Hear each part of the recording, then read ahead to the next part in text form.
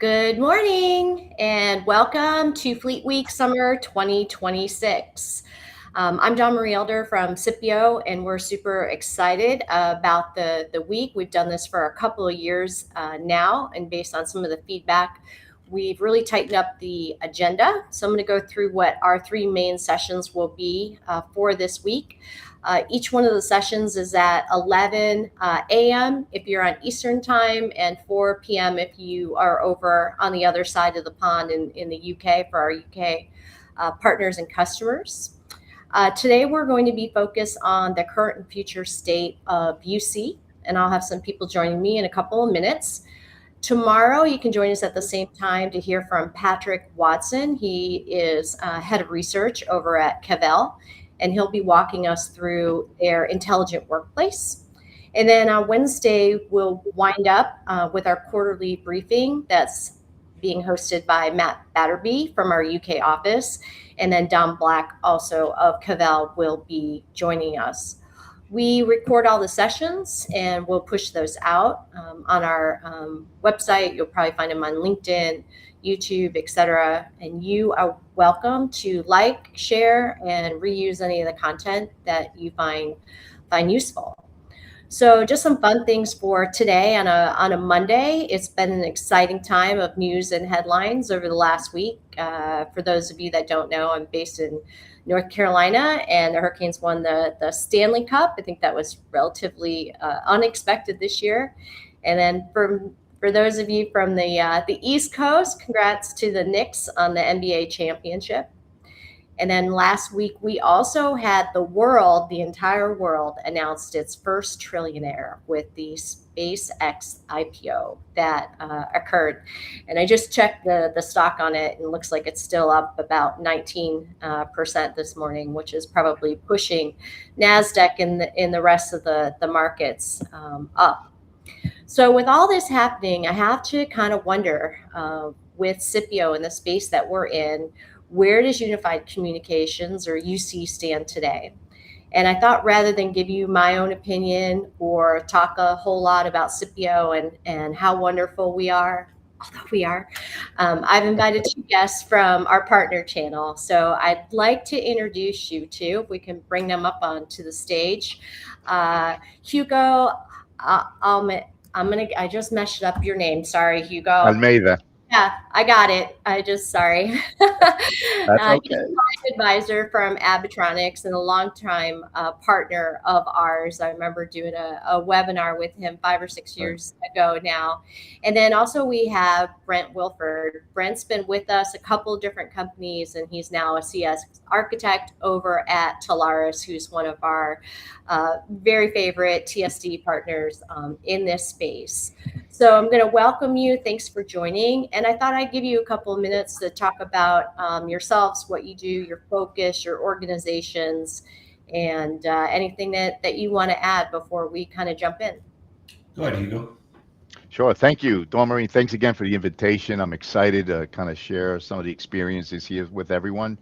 My name is Hugo Almeida, CEO of Abitronix, but I like to be known as a senior technology advisor. I'm an ex-corporate guy in the 90s, came up through Matsushita, Lucent Technologies, Avaya, before coming to Abitronix. Abitronix now being about 24 and a half years. We're about to hit 25 next year.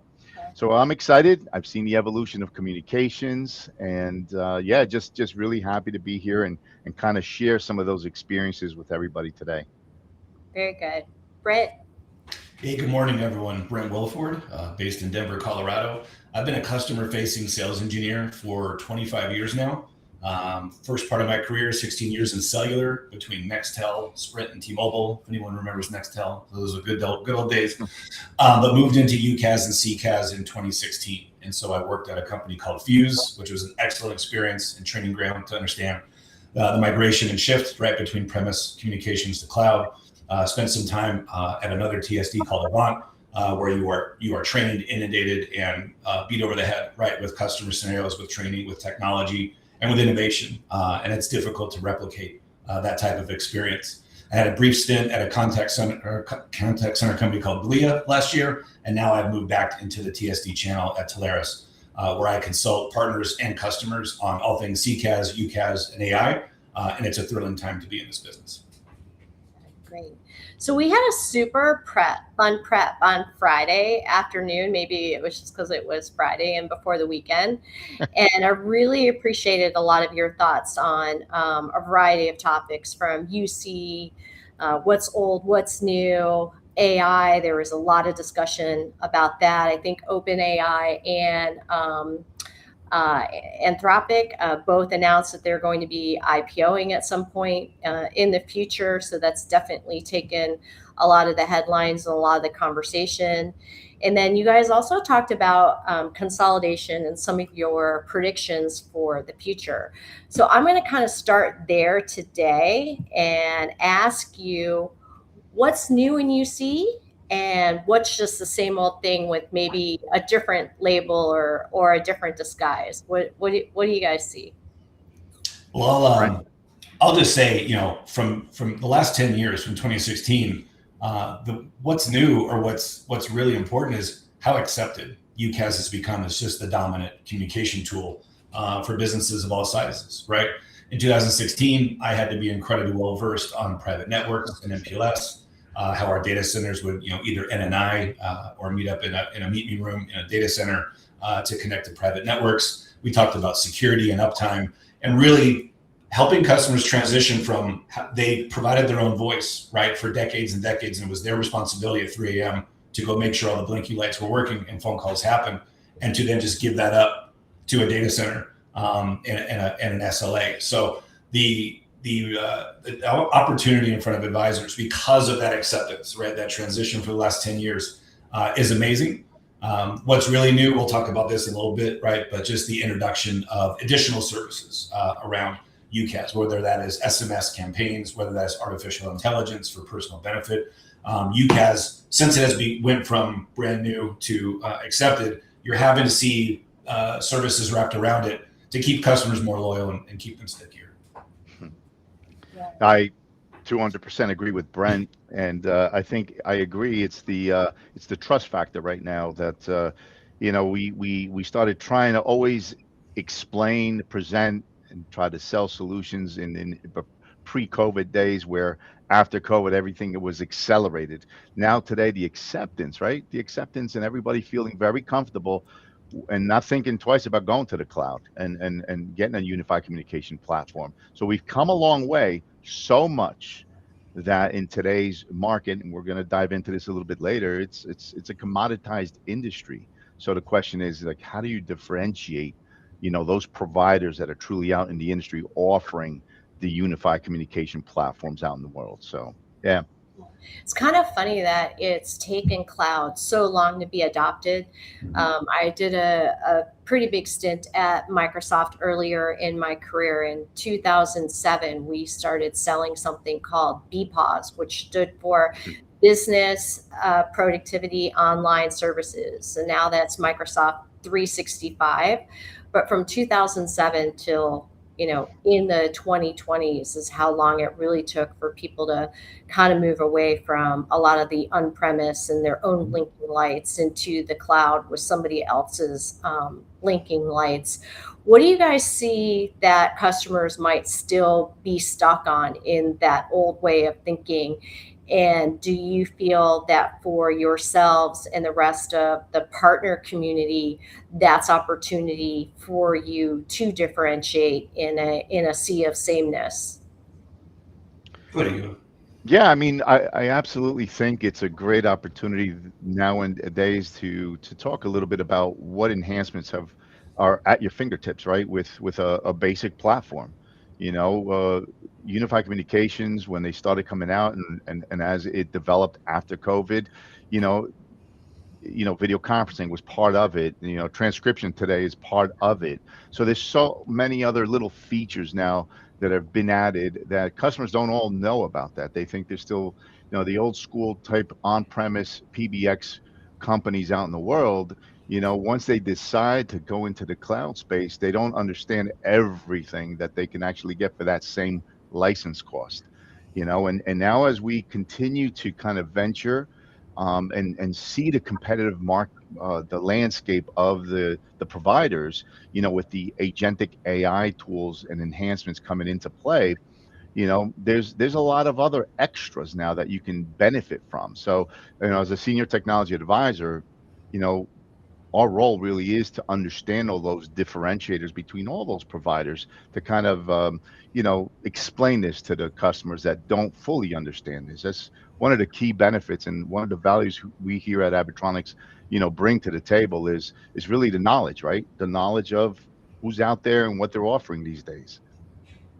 Yeah, I'd say there's two types of customers today. In the pandemic, I would have thought, the world of on-prem would have been over, right? Like everybody would have been cloud. Absolutely. Boy, was I wrong. There's still a ton of people on-prem. There is. Yeah. So when you talk to customers, there are people who've migrated to the cloud, made that shift that Hugo talked about, and they understand. Maybe they're moving because of a bad customer service experience or an outage or maybe a feature that's kind of rare these days.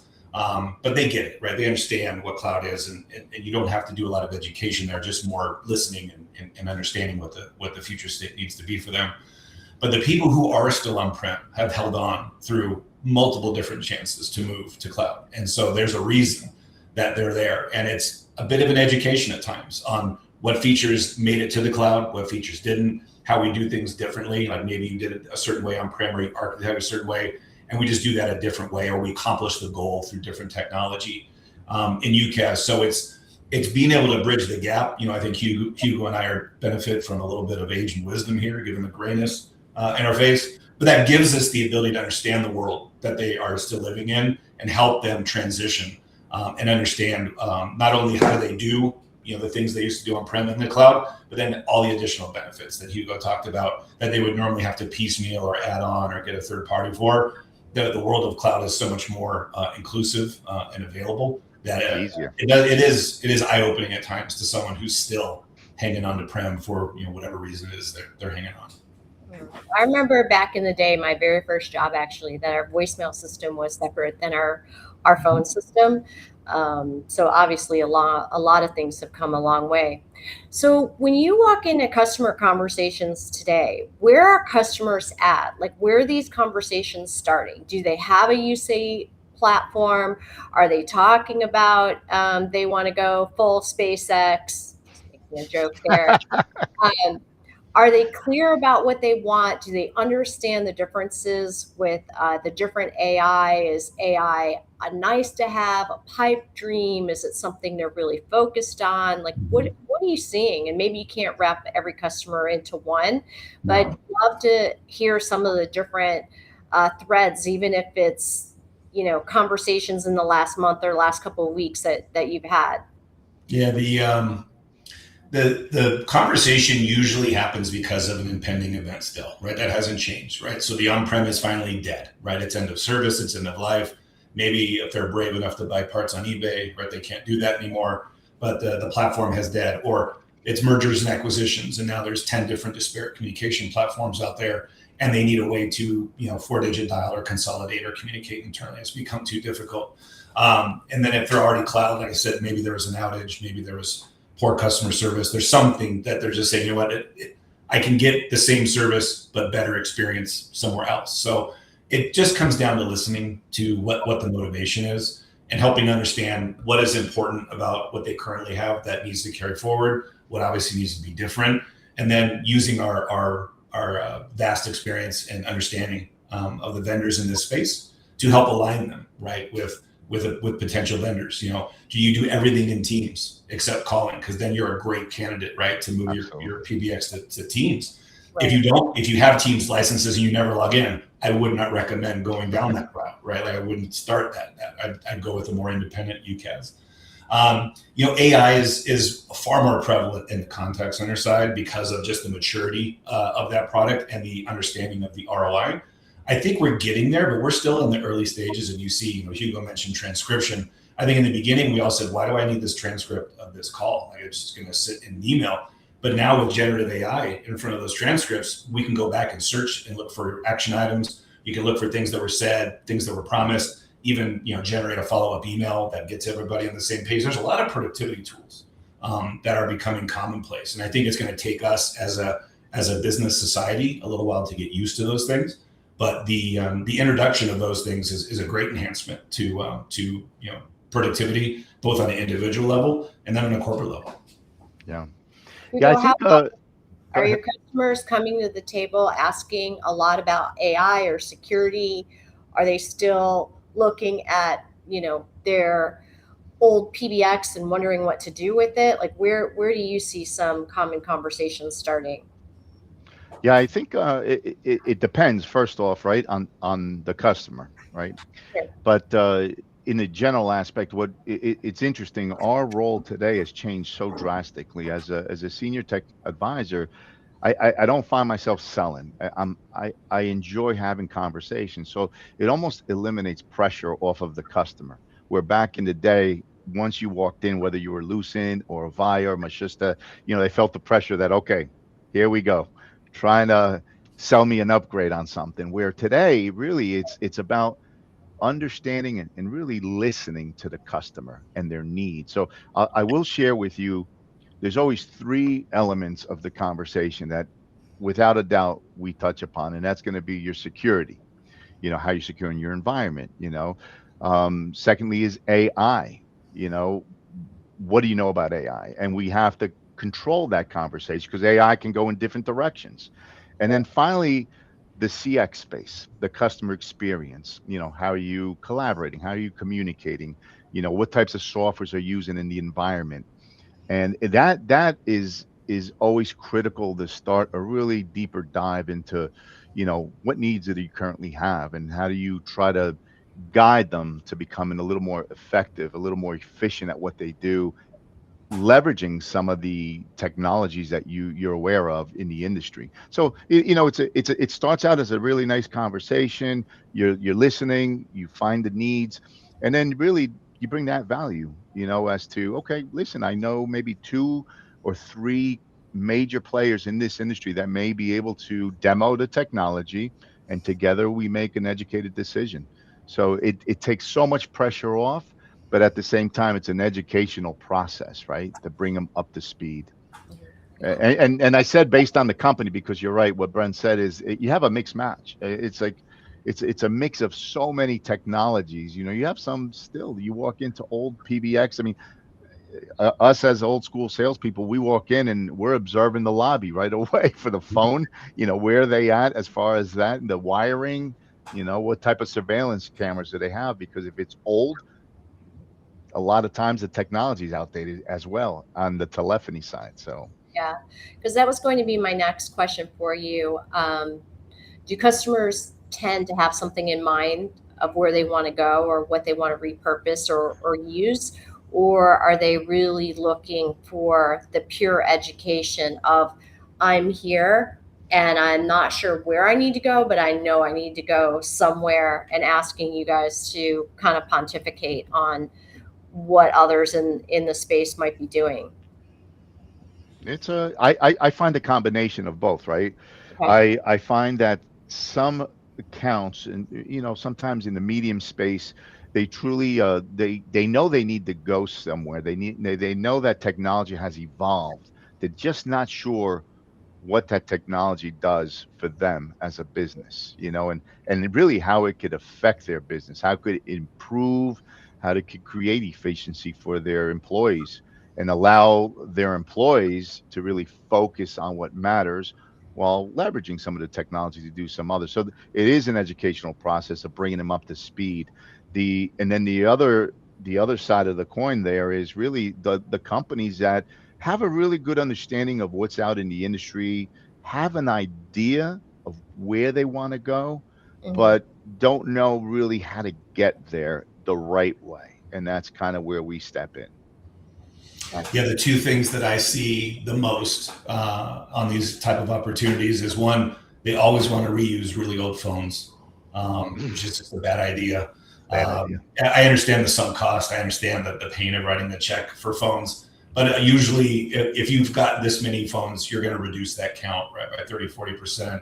If you're manufacturing, there'll be some phones in the warehouse and such, but many people are going to be mobile or soft phones. So the reuse of old phones is a common request. But really, the most common is people self-selecting teams.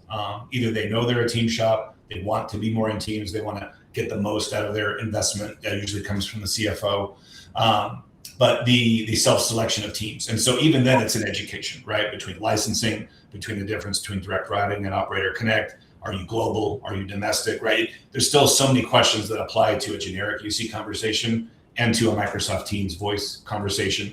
But the ability to help customers understand the delta between a UCaaS endpoint and Teams as an endpoint, the survivability, the SLA, the features that are there, Right. whether they know they want to go there or not is great. But it's still an education either way because of the transition and the delta or the differences between a more a traditional UC vendor like Ring, 8, Dialpad, Zoom, or the myriad of choices when it comes to selecting a Microsoft Teams partner.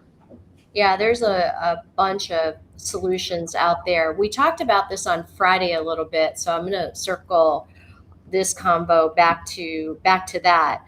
So what do you see with the older, more mature vendors in the UC space? Are they embracing AI? Are they embracing security? Are they embracing the consolidation of features? Are people sticking with some of those older solutions? Are they have roadmaps that they're going to evolve those into the future? Or do you think everything's just going to go down a Microsoft, Zoom, Cisco path? I don't know. I know what I want, but yeah, you might have a unfair advantage there. Most people are not going to switch their phone system unless there's a need to, right? If you're with a vendor, whether it's a Teams vendor or a traditional UC vendor, and things are going well, I don't talk to those people. Right? They don't usually reach out to an advisor to switch. Every once in a while, maybe cost, if they're on a really legacy old plan and they want to look at reducing cost, but you see cost is normalized. It's like, as Hugo mentioned earlier, it's commoditized to a point where you can't get away with charging 2016 prices 10 years later. So most people aren't going to switch unless there's a need to.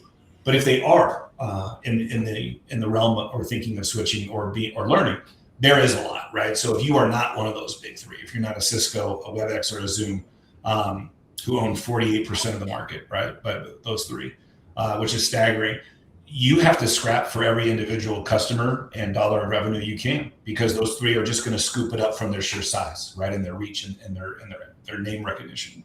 So you have to have a contact center platform that is able to provide what customers need, so they don't have to go look, right, for a bigger vendor for that. AI, what we talked about, right? The transcription, the meeting prep, the summarization, all of the productivity tools that are starting to come out. You have to work extra hard to educate your customers on what those do for you, so that they feel like staying. I've seen SMS campaigns. I've seen more CPaaS. The ability to integrate with more CRMs, right? It used to just be ServiceNow and Salesforce and Zendesk, right? Those three, and everything else was custom. There's a lot more marketplaces are becoming a bigger thing. On the UC hybrids, right? UCCC providers.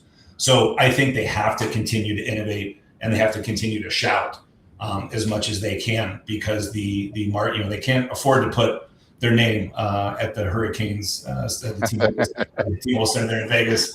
They don't have the ability to advertise or attend the events or have their CEOs on panels or magazines, right? The same way that those big three do. So their innovation has to shine through. It has to provide value. They need to have high NPS, right? Customers that are willing to recommend them, because otherwise it's going to be difficult for them to survive. Yeah, no, I agree 100%, Brent. I think there's a lot of pressure. There's a ton of pressure on your traditional unified communication service providers these days. I mean, at one time it was a race, right? It was a race as to who can fill up the most seats, that start generating that revenue, and then it became commoditized. So then what else can you do? Like, where is everybody else going? Right. At what point, survivability, becomes like so intense that you're like, listen, we either start doing some R&D or acquiring another partner that will help us boost or at least keep up with all the providers that are in this space, because it truly has become a commoditized. So the differentiators become extremely important and critical when you're talking to customers, and our role really is understanding those differentiators. How do you really guide your accounts, and recommend certain providers when some of them have stalled and are falling behind, as others are reinvesting profits right into Right. AI heavily. And like Brent said, today, for example, a lot of basic licenses in the traditional unified communication space already include a very light version of a call center. Mhm. And something you said, Brent, is so true, that there was a lot of talk for many years as to, oh, we integrate with Salesforce. Today, it's expected. It's Mhm. expected Right. that customers expect you to be It, able to integrate with all the big CRMs out there, and it's part of it. So yeah, I think we're going to see more changes as the industry continues to develop, especially as many of these have embraced the agentic AI, and the next level of really what to start bundling into the solution, and then control the pricing, right? Because you can't skyrocket the cost per license. It's already kind of set in the industry. So sure. yeah, well, I think my gut tells me we'll see some changes in the near future in the UCaaS space, at least for the key players that we know today. All right. So there's two things that you both said that I want to drill into, but let's do them separate. So first is AI, reality versus hype. Is that driving decisions to consolidate or move to another solution? Are your customers coming to the table with, real use cases? So that's my first one, and I'll wait on the second question. Okay. I mean, I could kick it off. I think right now it's AI is just two massive letters, right? Big word, artificial intelligence, and it's a space that can, like I said before, it's a conversation that if you don't put your arms around the conversation when you're in a meeting with executives, you can lose them very quickly, because Sure. AI can go in 1,000 different directions, right? So if you stay focused and you talk about customer experience, maybe, or really where the technology space is at, and how you can leverage some of the AI applications that are out there today for a solution, you have a better shot of educating them and maybe guiding them in the correct in the right decision. But at the moment, I think we're still in a little, call it a valley, in a learning curve of really where AI is going to kind of settle. I think most accounts are trying to understand the basics of AI. I think understanding agentic AI, how it can improve that customer experience. I think that's being accepted really well right now. But I think as far as making heavy investments in the AI space is really, I'm not gonna. It's slowed down a slight bit, and they're hesitant on making a major investment because there is a big hype on AI. And listen, let's face it, a lot of the AI startups today, I think about 90% of them or 95% of them fail. They Mhm. fail quickly. Yeah, So MIT came out with that report not too long ago yeah, that said that. yeah. So then it seems like you have like this sort of push pull, right? People that want to talk about it and want to go there, and then you have consumer demand, and then you have things like open AI and all the other things that are happening in the marketplace. But then you have the reality of where people are at and what they have today, and do they have actual use cases that it makes sense, because Mhm. probably most people don't want to fall in the 95% failure bucket.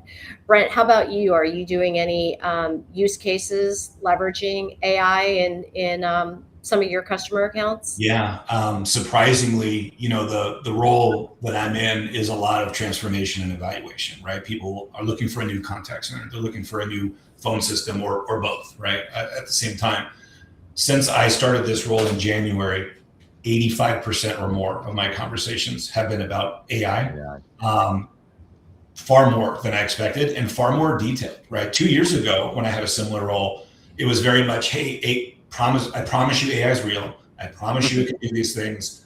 And then they wouldn't buy, right? The ROI didn't make sense, or they were hesitant, or They didn't know how it would affect personnel. And so there was a lot of education and lack of action. And now I'm finding that 2 years later, right, customers are incredibly, I wouldn't necessarily say well-versed in what AI can do or how it works, but they have well-articulated desires for where they think AI can help them in the contact center or in general. And so for any advisor out there, I know this is a state of UC conversation, but I implore you that if you're not educating yourself on AI and all of its different abilities to affect the business, whether it's voice, whether it is just general AI use for productivity, for information or white collar workers, whether it is on security, you are not future-proofing your advisory, and you are going to fall behind those that are. Customers are starting to create budgets. They have exploratory committees, whether they're well educated on AI or not. A lot of times they're not. They need advisors that can understand AI, break down the use case of AI to them, explain how to crawl, walk, run through different scenarios, whether it's the contact center or elsewhere, and be able to take charge of that conversation. And if you do, you will not only help yourself and your advisoryship succeed and survive and move into a new era, right, of products to sell, besides the typical network and circuit. But you will also help those businesses thrive, because they're going to waste a lot of money on AI, on misguided or uneducated adventures without you, and it's going to affect their bottom line. It's going to affect their future, and it's going to affect their employees. So the more that you can educate yourself on the use cases, the ROI mapping, the general place for AI in the business, it'll benefit you and your customers tremendously. Don, you asked about 2 examples. So Hugo's mentioned agentic, right? And AI is just a prediction machine, a guessing machine. But agentic is meant to do things, right? It's meant to provide workflows, right? I'm putting the order in, it's shipping the bike out or whatever it is we're doing, right? It's automating workflows, physical work. And so we've seen examples of mortgage industry, right? Taking inbound calls, walking people through an intake form, and then kicking off the mortgage application, right? It's a very labor-intensive process. So being able to not only be friendly and getting the people to want to talk to you, but then filling out the paperwork, giving them the loan information and processing the loan, right? Like that's a pretty heavy workload. And then we've also seen it in insurance claims, where when you call in, you have a flood in your house or you have a car accident, right? It's a traumatic experience for the individual, right? Having my basement flood was at 2 a.m. was pretty bad, and you're on the phone panicking with an insurance agent, and you don't get a hold of anybody because it's the middle of the night. But being able to listen to customers at one of the most scary or empathetic needs of their life, to be able to walk them through a process, to be able to kick off multiple different things that happen on the back end for an insurance claim, getting the adjuster, getting the auto approved, getting the restoration team to your house, whatever it is, automating that work not only just gets things moving faster, but it provides comfort, right, to the customer in need at that time. So these are the types of applications where AI can handle far more complicated things than I think most customers realize is possible today. Yeah, because some of that's pretty time consuming, like for an individual to do those things. And when I hear like some of my girlfriends and stuff playing mahjong or golf or whatever, they've been out of the workforce for a minute for the most part, and they think, oh, AI is going to take all the jobs. I'm like, well, I think AI will help do the jobs. And not only that, but you can't replace everybody with AI, because who's going to buy something? And that's what we're here for. AI needs to be checked a lot too. There's a lot of humans in the loop that are needed. Right? That's right. Yeah. So Dawn Marie, if I could just add, there's one thing I just wanted to add to what Brent said, which was those 2 are great examples. Is a fear too. There's a fear on the customer side. There's certain industries where there's a fear of falling behind. It's a competitive industry out there, and the truth is, where do you reinvest your technology funds to develop and create a very quick ROI? If you're not doing it, the fear, if you don't do it, your competition will and have an edge over you. So that I see that pressure on some accounts, specifically certain industries more than others. I just wanted to add that though to what Brent had you're mentioned. exactly right. But I think that's where you as the advisor needs to help them strike the right area for investment. Otherwise they'll be in that 95% failure and adding to the downside of the hype, right? And I think what I've gotten out of this conversation is, in order to make AI be successful in some of these accounts, you need to be pretty precise with what is the use case and what's the deliverable and what are you I agree. not replacing, as opposed to having very generalized conversations, because a general conversation can just boil the ocean or be very, very chaotic. Either shovel money into a furnace, or you can spend it directly, into areas that are in need. And that's where the advisor comes in, right, to help direct their thinking. Like I said, it's very easy for a boil the ocean conversation to evolve from a beginning conversation. And it's up to you to listen to those concerns, but then bring them back to reality, to specific workflows, to specific procedures, things that need automation, things that will help everybody in the business. Otherwise, you get paralysis by analysis, or you just get money thrown anywhere, and you'd have no way to quantify if it was well spent or not. Sure. Oh, that's great. The other thing that I heard you guys talk a little bit about both Friday, and you kind of mentioned it today, is integration and the need for integration. I made the funny kind of comment back in my first job that voicemail was separate from the actual phone system. But in today's world, a lot of those features, like you mentioned SMS, you mentioned AI quite a bit. We've mentioned, other types of functionality and features that people want. Those don't necessarily live in today's phone system that somebody may have had on their desk for 5, 10 years. So what are you seeing customers ask for or expect from integration, and who's doing that integration work? Are you guys having to piece and part those together, or how is that working? Brent, you want to start that off? Yeah.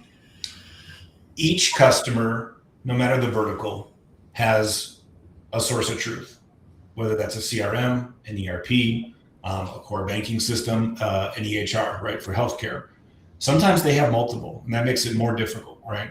But imagine, in a world where there is no API, there is no ability for software to talk to software, I'm putting you on hold, or I'm just sitting there in silence, and I'm logging into multiple systems, trying to find your information and update you on your prescription, on your delivery, on your, the installation of your washer and dryer, like whatever it is. It is about delaying information because I have to go look it up somewhere. And sometimes it's easy and sometimes it's not. Now, the integration world, everyone always asks, I need the best integration to X. And I just hate to break it to you, there is no such thing. The only best integration is what is best integration for the customer you are talking to and the goal they are trying to achieve, right? It is hyper-specific to that. Right. But with that said, it is achievable to either find that on the marketplace today, or if you have the money to spend to build it custom, you can.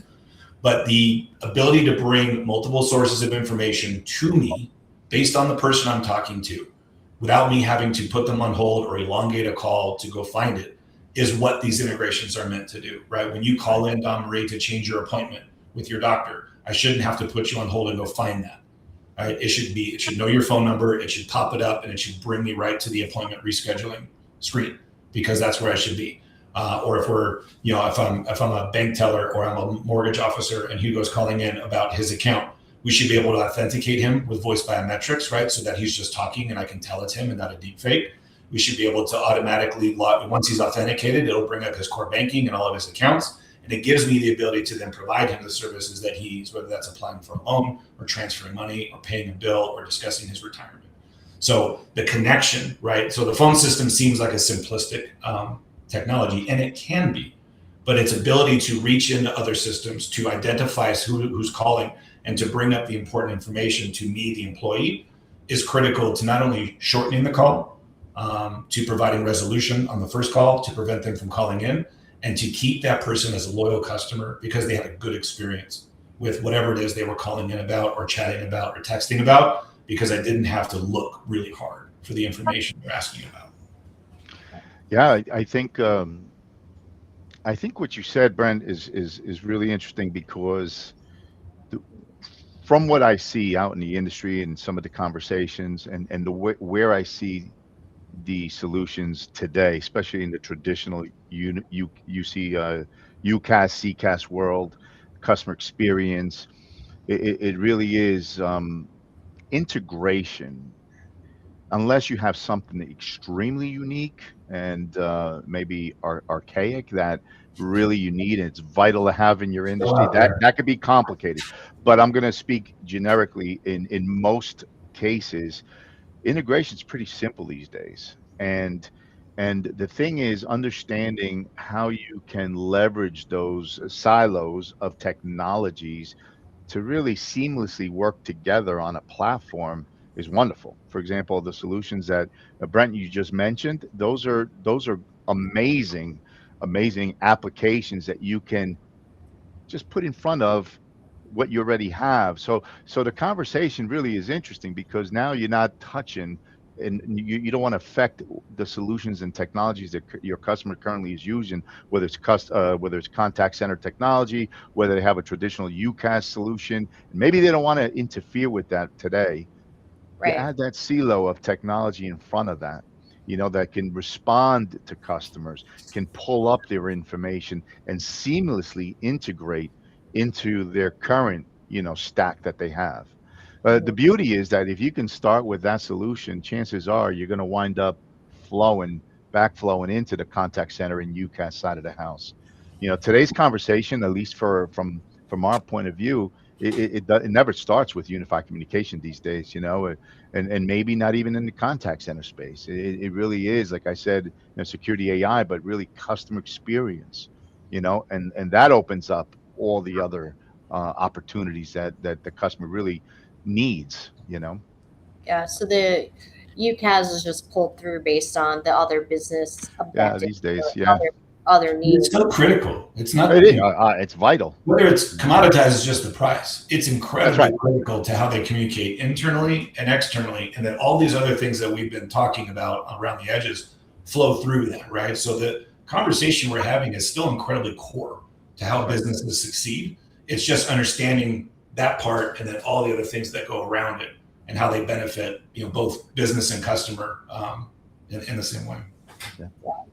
When you look at the vendors that are out there, the ones that you've worked with traditionally, um, are they keeping up with the need for the integration and be bringing in those features and functions, or are you seeing some of them that are probably either falling behind or will fall behind Yeah. fairly quickly? Yeah. I think as far as answering the integration piece of it, yeah, I think if not most, if not all, are keeping up with the integration portion of it because they have no choice. Yep. If you want to stay in that game, you better be able to easily integrate with a lot of the application solutions that are out there. As far as falling behind, the space I see is how much are you really investing in the advancements of using artificial intelligence for the customer experience enhancements. That is where I see the deal breakers happening as we move forward into this space. You know, Yeah, there's a good amount of hybrid players, right? UCaaS, CCaaS vendors that are investing a ton of money, that are proactively making integrations. So it used to be, hey, we're only going to build the integrations that we think most people will use, and therefore yeah, there's a ROI for us as the UC vendor, and everything else will be custom. And now it's like, hey, we're probably missing a lot of revenue because we don't have this, and we're just not even hearing from these people. So I've seen a real growth in the amount of off the shelf available integrations from these folks. And then, like we talked about, all those ancillary services that are coming around. So there will be those that survive because they're investing in those things, and there are a fair amount that are, but there are some that aren't, and they're probably just slowly it's going to be hard to catch up. It's going to be hard to make extremely the hard. investment needed if they're not making it today to survive, right? And so the people that need more integrations, more services, things that connect to other platforms are going to migrate to the vendors that are very loud about what they're proactively doing with their roadmaps, and the ones that aren't probably going to slowly get quieter. Right. You said something interesting on Friday around some of these vendors being beholden to their largest customer and having to develop for that, as opposed to investing or reinvesting profitability into R&D. And you're seeing kind of a natural divide there between what was and what is going to be. So if I ask you all kind of towards the close here to do your own 2 to 3 year guess and headline on what you think is going to happen either in UC or the surround of UC, like where's your are you red? Are you black? Are you number 17? Are you number 9? Where are you laying your chips down on the table? I think if I have that crystal ball and I look forward as to the leaders that are going to survive through this storm and changes of the environment and the tech sector, I see those leaders offering on one platform, contact center, unified communications is standardized these days, right? But it's going to be everything else that they're going to bring into the same platform. So yeah, the agentic AI, the agents that are answering and responding to all those calls that are coming in. So if you're a medical office and you're calling in for prescriptions, it's all part of that platform now. It's not a different add-on. It's not a third party. So it's all integrated and it's all owned by the same provider. The other thing is answering, if you're in the retail sector, you have e-commerce sites and you're working off of CRMs, it's all going to be integrated in one platform, responding on WhatsApp, responding to an Instagram chat or a Facebook or even a TikTok. It's all, I see it all happening within one platform. And I think those are the leaders that are truly either going to acquire some of these small startups that are happening today that are working in their little silos, but really delivering great solutions. I think you're going to see those leaders actually acquiring and having it all on one platform. Okay, so you're playing the colors because you're betting on integration and consolidation. I am. Brent, how about you? Are you general or are you more specific on who you're going to bet on? Well, the investment and the transition to UCaaS is going to continue. The estimates, I've been presenting estimates from other people for years, and they're insane as far as how wide they are, right? But if you look at general growth, right, we're somewhere between 17 and 24% year-over-year growth in this money spent in UCaaS, even as prices are coming down, right? So that means that more and more people are transitioning. I mentioned earlier that the big three encompass 48% of that market, and my guess is that number is going to grow to probably 55 to 60%. So as more and more companies move, and we know that SMB and mid-market have moved faster because it's easier, they're less complicated.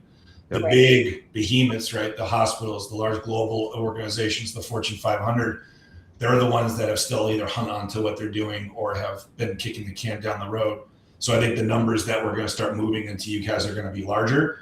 They're the ones that are going to want a bigger platform or have agreements, right, to invest in. And so I think you'll see the rich get richer, unfortunately, when it comes to the big three. Like we said, there's still a ton of great innovation and independent UCaaS vendors out there. And the ones that continue to be loud and invest will survive because they provide tremendous value and they can be more nimble. But I do think the easy button for large corporations is one of those big three. And I think they're going to get a bigger share of that pie going forward. Yeah. Well, we have to have more than one trillionaire out there, so I'm with you on betting on those three. So a few things that I heard from y'all today: integration's key. Be a super good advisor with AI and make sure you know what you're talking about and don't just fall into hype or generalities. Security, we kind of touched on it, but it still continues to be a really big, a really big concern that's out there. And then also the customer experience. But one other thing that you said, Hugo, that we didn't cover today that I just wanted to bring up because I thought it was brilliant is making sure that the data in the network is healthy, because you don't want to try and reorganize chaos. You said that the other day, and I just thought that was really good, advice. You want to kind of have a clean slate before you're doing these integrations, before you're bringing in AI. And if you've got some messy closets, attics, and basements, it's probably time to red those out before you get started. Absolutely. So true. Here we are, we're talking about all the advancements of AI and technology, contact center, agentic AI, UCaaS, but we forget, where it all comes back to. If you walk into your office and your network is horrible, your solution is going to be horrible. And Right. it's our job really as advisors to understand your customer, right? Understand their needs, and not only in the technology sector, but really the network. But because if you want to deliver a really positive and great experience of your work for for your customer, you better as heck analyze that network, because if it's not, that's where it starts. That conversation. If you want to get here, let's talk about what you currently have.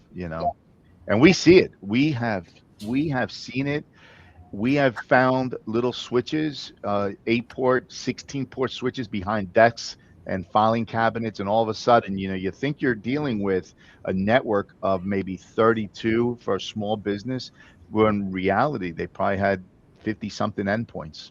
So it's critical that you talk solutions, but yet you start at the core there, understanding really how they're set up within, and that includes wireless too. Yeah. Yeah, there's a lot of old stuff laying around that Yeah, certainly. there is. Going back to the core of today's conversation in UCaaS, right? Communication has been core to our evolution as a species, from cave paintings to a Pony Express, right, to the original telephone. And so we need to communicate for personal reasons. We definitely need to communicate for business reasons. So you as an advisor being able to help customers communicate is one of the most central things that you could do. So understanding the world of UCaaS, Microsoft Teams, CCaaS, and AI, there's few other products that you have the ability to sell and advise on that is core to how these businesses survive, thrive, and communicate with their customers. So I encourage all of you to take communications as a core tenet to what you're looking to help customers do, because without it, they don't exist. So helping your businesses communicate allows you to not only help them survive and grow, but allows you to ask permission to sell all the other services that you're educated on, that they need, right from SD-WAN to cybersecurity to AI. Helping people communicate allows you to help them do everything else. Yeah, I love some of your analogies there. Yeah. So Hugo, Brent, I know you guys first met on Friday, and you seem to have some good rapport. And we're gonna hang out. Yeah, thank you for your time today. And if anyone wants to reach out to Hugo or Brent, you can feel free to follow them on LinkedIn. And I think back behind the scenes in our webinar here, they're popping up their information. If you can't find them for some reason, you can always get me, Dawn-Marie at SIPPIO.io. Any final words you want to say before I wrap up and introduce the next two sessions? Yeah, listen, this was great. Thank you so much. I think I do want to send the message out to many of the listeners and people who have attended today, that it really is a great time, right, to do your homework, to take that next step. It's a very there's a lot of technology at your fingertips without breaking the bank these days. There really are. So I can't recommend more than having a good technology advisor. That includes myself, Brent, Dawn-Marie, because together we just assist you in making the right decision, what fits you and your organization best. So yeah, this is great. I think it's a great space to be in right now for even companies looking for new solutions and leveraging AI. Yeah, thank you, Dawn-Marie. You're welcome. It was fun. Absolutely, it was a good time. All right, very good. So join us tomorrow as we continue Fleet Week in the summer of 2026. We'll be hearing from Patrick Watson at Cavell, and he'll talk about the intelligent workplace, which I think might also involve the integration consolidation conversation, I think. And then Wednesday, we will be doing our quarterly briefing with Matt Batterby from our UK office, and he'll be joined by Dom Black. That's a pretty data-driven conversation. So what I think they'll be doing is making sense out of the things that we've talked about today, as well as tomorrow, and kind of proving out what's what and what the opportunity is with what they're seeing in terms of leading and lagging indicators in the marketplace. So once again, Brent, Hugo, thanks for your time today. Thank you. A great Monday, and let's go figure out how to be a trillionaire. Yeah. All right. Thank you. Have a great day. All right. Bye-bye.